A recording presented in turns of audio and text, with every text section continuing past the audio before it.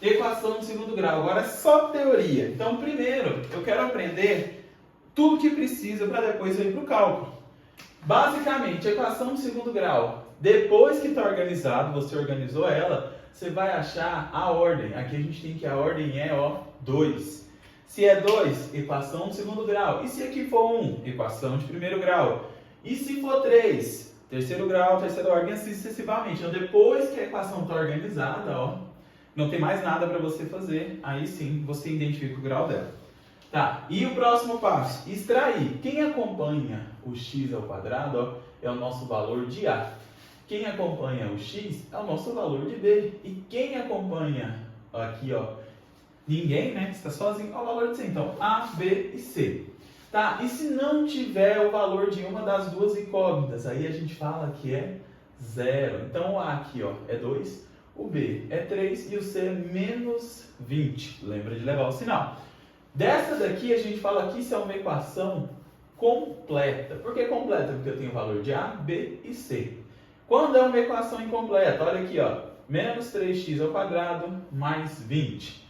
E eu teria aqui, menos 2x ao quadrado menos 15x.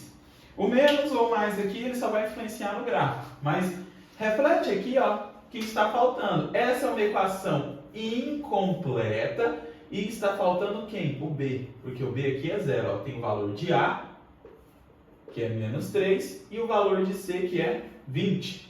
E aqui, eu tenho o valor de A, que é menos 2, e o valor de B, que é menos 15. Então, está faltando quem? O C, que é 0.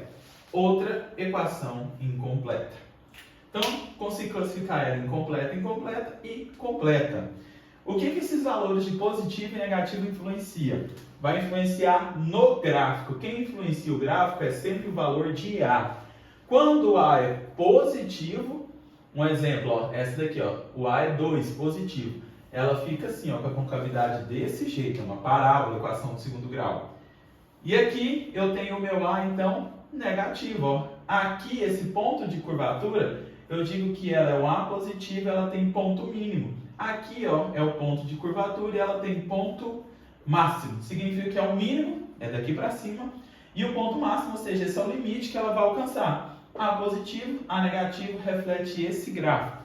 E o valor que eu tiro lá da fórmula, que é o tal do delta. O delta, ele pode ser positivo, negativo e 0.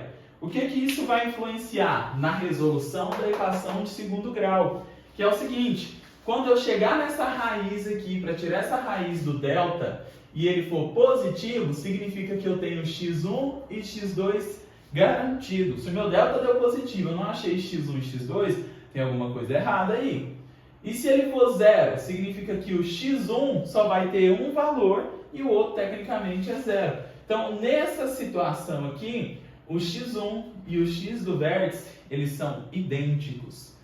E quando é negativo? Aí a gente fala que não tem solução real. O que é isso? Não trabalhamos com raiz negativa aqui, só lá em números complexos, na parte de números imaginários. Então, não é a nossa especificação agora. Como que ficaria esse gráfico? Por exemplo, do delta positivo. Como ele vai tocar 2 pontos, você sempre vai ver isso aqui, x2 e x1. E nesse daqui, lá na reta x, você vai perceber que ele vai tocar ela só em um ponto, somente nesse ponto, que é o x1 e o próprio x do vértice. E esse daqui que não tem solução real, você vai perceber que quando tiver o y e tiver o x, ele vai ficar assim, E é claro que ele pode ser tanto positivo quanto negativo, Lembra disso aqui. São essas as variações que a gente tem para a equação de segundo grau. Claro que isso daqui você não precisa substituir lá dentro da fórmula. Tem uns macetes, mas isso aí fica para outra aula. Absorve isso daqui, se você não entendeu, volta aí que é bem tranquilo, beleza? Fala pessoal, reforçando que todo o conteúdo, todo o material aqui ele é extremamente gratuito, não cobro nada. Se você precisar aí de um professor online, aí, tá na descrição aí os meus contatos. Se gostou, deixa o like, compartilha. E se quiser ajudar o projeto também tá na descrição. Não esqueça disso, beleza?